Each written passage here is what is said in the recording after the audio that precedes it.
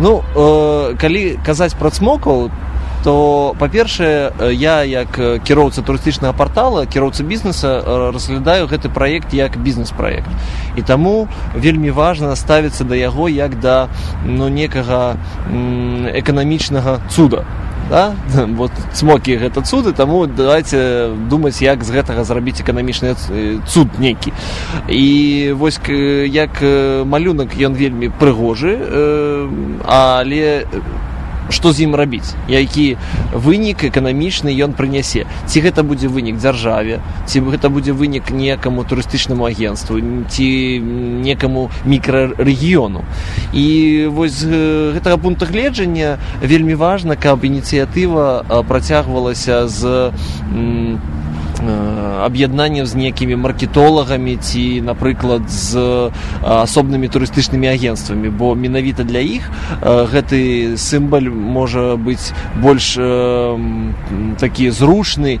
Я не бачу насамрэч яго як імідж для турыстычны імідж дзяржавы. Мікрарэгіён так, турыстычны маршрут так, але вось мне падаецца, што ён не вельмі падыдзе краіне, бо імідж павінен успрымацца людзьмі, ён павінен быць зразумелы з першага погляду. Да, архетып ніякі ёсць у беларусаў, але ён так замураваны вельмі далёка, і я не думаю, што можна дагрукацца да яго вось з першага раза.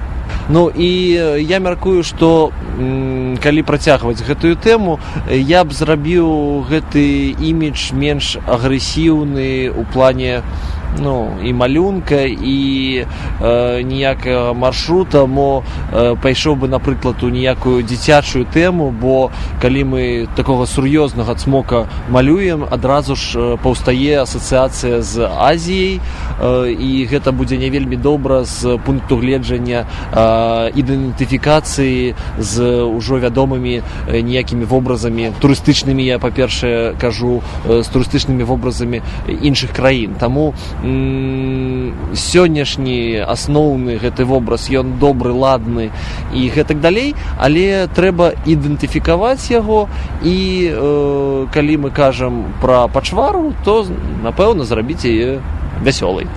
Ну і яшчэ адна думка такая, вось мінулым годзе быў на турыстычнай выстаўцы ў Маскве і налічыў там каля 4, напэўна, цмокаў, 2 з якіх хадзілі, гэта былі фігуры, гэта былі людзі, якія хадзілі і прываблівалі да стэндаў розных краін.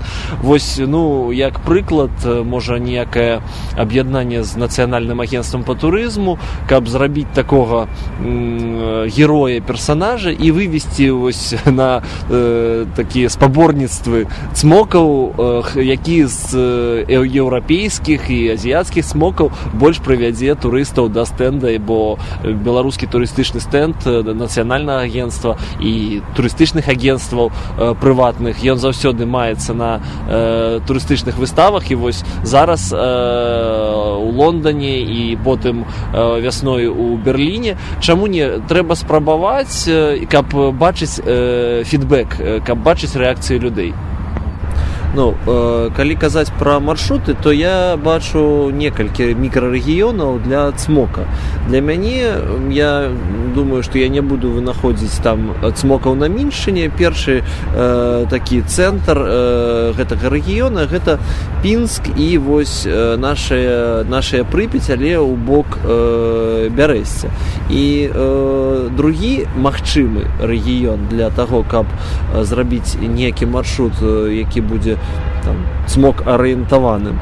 Гэта наша браслаўская група азёраў, дзе таксама ёсць вада, гэтыя легенды з вадой і антураж гэта вельмі важна, і таму я буду разглядаць вось менавіта Браслаўскі, можа Верхнядвінскі і крыху Расонскі раён. Таму вось такія кропкі. Ёсць яшчэ такое месца, як мелавыя кар'еры у Ваўкавыскім раёне, але гэта, можа быць некім такім ненатуральным месцам для цмока.